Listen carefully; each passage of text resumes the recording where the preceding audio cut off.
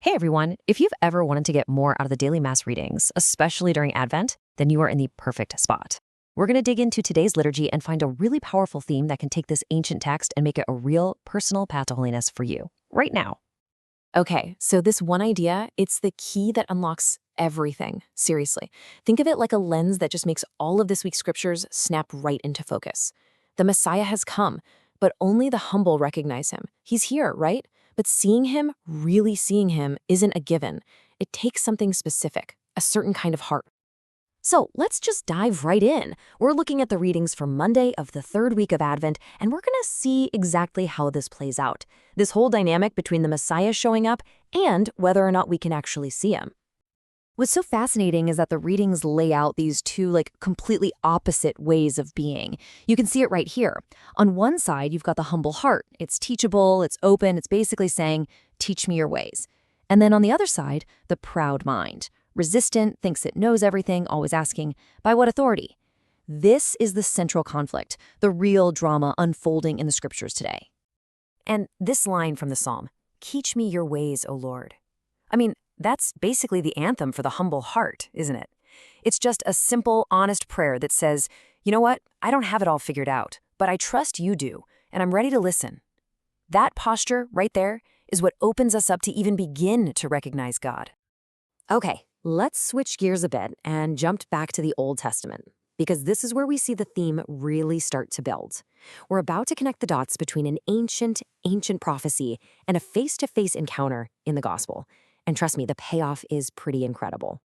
So picture this. Centuries, literally hundreds of years before Jesus was born, there's this prophet, Balaam, and he's looking way, way into the future of Israel, and he sees something amazing. He sees a vision of a king, a future ruler who's going to rise up from among God's own people. And listen to the words he uses. They're so specific. I see him, though not now. You can just feel the certainty in that, can't you? But also the distance. He knows it's not for his lifetime, but he knows it's a sure promise. And that image he uses, a star advancing from Jacob, wow, that's an image packed with meaning. It's all about royalty, divinity, a light to guide the way. Okay, now flash forward all those hundreds of years to the gospel reading. And who's there standing in the temple? It's him, the king that Balaam saw. The star of Jacob is physically present. He's not some far-off vision anymore. He's right there, walking and talking. But, and this is the kicker, the religious leaders, the ones who should know, their pride makes them completely blind to who is standing right in front of them. And this really gets to the heart of it all. Seeing Christ, recognizing who he is, it's not some kind of brain teaser. It's not about being the smartest person in the room or knowing all the right answers. It's a moral thing. Spiritual sight comes from the heart, not the head. And humility, well, that's the key that opens the door. So, okay. This is more than just a cool Bible study, right?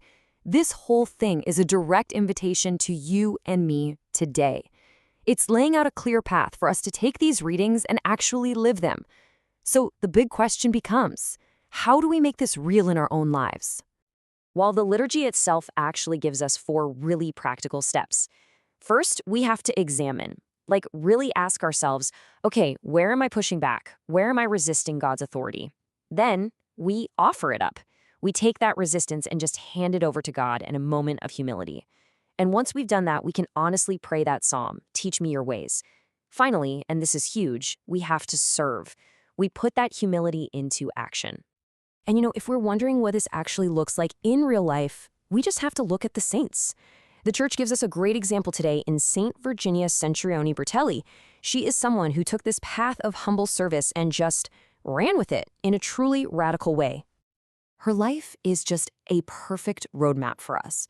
It wasn't just about her own private prayers and devotion. For her, the two were totally connected. She connected her deep prayer life with real, concrete action. She saw people suffering, and she did something about it.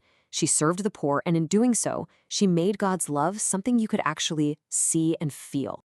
So that brings us back to our own prayer life.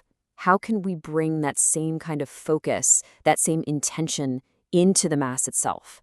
How do we let the liturgy become, a school of humility for us? Well, we can actually use the different parts of the Mass as little reminders. So think about it. At the very beginning, during the penitential act, that's the perfect time to ask for the grace of humility. Then, during the readings, we're not just passively listening, we're actively listening for God's path for us. At the consecration, boom, that's the prophecy being fulfilled right in front of our eyes. And then, just before communion, we can pray for that humble heart ready to receive the King. And this doesn't have to stop when Mass is over. You can carry this with you all day. Just a simple morning prayer like this one can totally set the tone. It's asking for two things, right?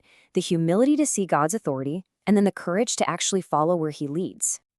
When you boil it all down, today's readings are putting a choice right in front of us. We can stay comfortable, relying on ourselves, basically demanding that God prove Himself to us. Or we can choose the path of truth, and that's the path of humility. It's the path where we open our hands and our hearts and just say, okay, teach me, lead me. So that leaves us with one final, very personal question. The Star of Jacob, Christ Himself, is here. He's present. The big Advent question isn't about Him. It's about us. Are you, am I, going to do the work of cultivating the humility we need to actually see Him? In that quiet place in your own soul, are you going to let the star rise?